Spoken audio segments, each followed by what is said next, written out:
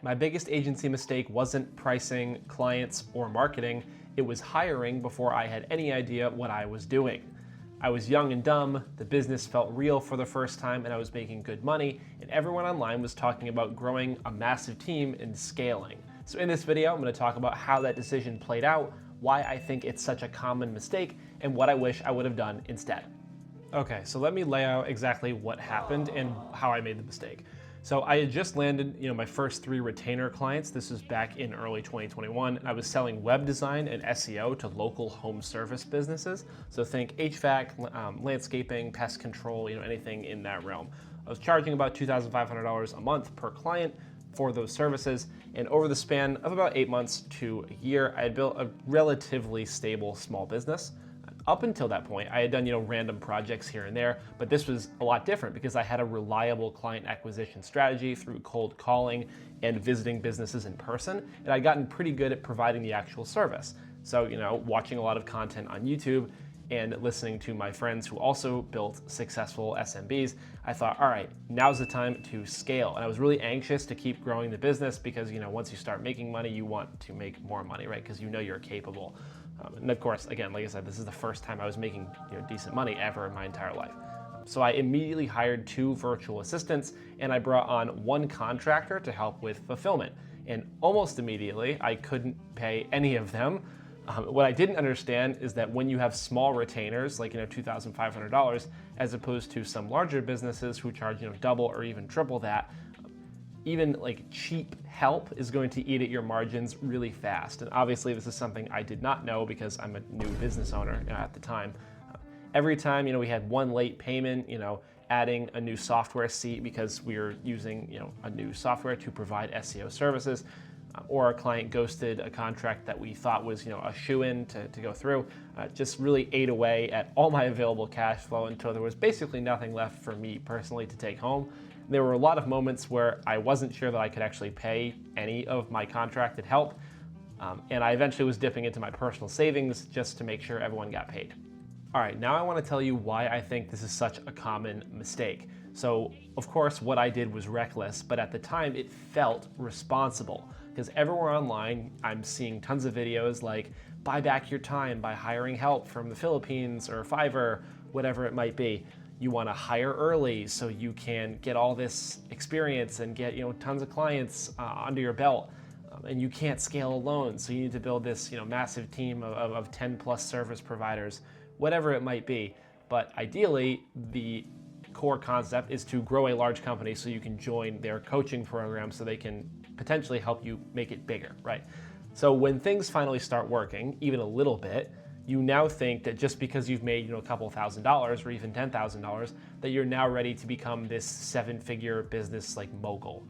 Now, of course, for me at the time, I didn't know anything about building operating procedures, cash flow management, how long big projects for, let's say, a startup actually take, payroll modeling, creating proper runway. But of course, silly me, I hired anyway because that's what the internet told me that real businesses do, right? The mistake is not hiring people. The mistake is hiring people before my business could actually support mistakes. Because when you're early on into any kind of agency, everything is really, really fragile because once you have that one delayed payment, one bad client month or one misscoped project, you are now responsible for all of your employees' livelihoods. So that mistake is going to cascade down very quickly. And if you don't have the experience or, again, the runway to support that, you're going to be hurting a lot of people, not just yourself. Okay, now we can talk about the most important part, being what I would do differently with my current knowledge. So if I was starting over, I would do 3 main things differently. First, I would allow revenue to meaningfully, and I stress the word meaningfully, outpace my expenses before I hired a single person. And again, this does not mean kind of, but by a very deliberate margin. So I would not hire until my revenue exceeded all operating expenses by at least 20 to 30% for several months, not just the first time that I see those numbers, several months. So what this looks like conceptually is that this creates a margin of safety for the general volatility of running a marketing agency, those ghosted contracts, some misscoped projects, whatever it might be. And it absorbs what's called onboarding drag. So whenever you hire someone, they're going to be a net negative for the company for the most part for about 1 to 3 months. And they're going to add 15 to 25% in operating costs. So if you ensure that margin exists, it's just simple risk coverage. Now, second, I would prove that I could do the work repeatedly before I delegated it, regardless of how experienced the person I was delegating to is. In my first business, I think I delegated a lot of tasks as soon as they felt annoying or time-consuming, because the assumption was that delegation gives me leverage. So as soon as I delegate, one simple task, I immediately get, tens more hours to find new clients, to fix operations, whatever that might be. But in practice, you will learn that delegating before the work is fully understood just transfers the confusion to the person you hired. So here's the rule set that I now go by. If I can't explain a task simply, that means one or more of the following. The outcome is not clearly defined, I personally don't understand the inputs and constraints, or the process itself is not stable. The best approach for task delegation is to perform the task enough times to where you can observe patterns. So that is what steps are most important and where most of the errors are occurring. And third, I would treat hiring as a responsibility multiplier, not a stress reducer.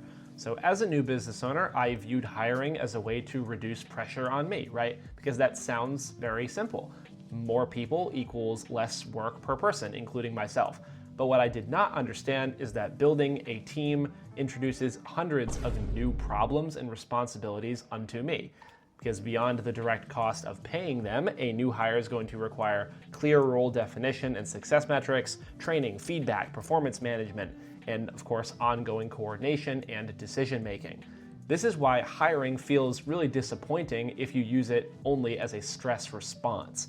Hiring only reduces personal workload when all of your processes are working and stable, and you are prepared to absorb a very high level of accountability for the well-being of your employees. Long story short, once your business can absorb mistakes without putting people at risk, then you can hire. Now, this mistake didn't destroy my business, but it made everything a lot harder than it needed to be. And if you're in the early stages of your agency and you're feeling the pressure to, level up, I want to make sure that you understand you can slow things down to make sure that you're building the right foundational skills. Growing a successful business is a marathon, not a sprint.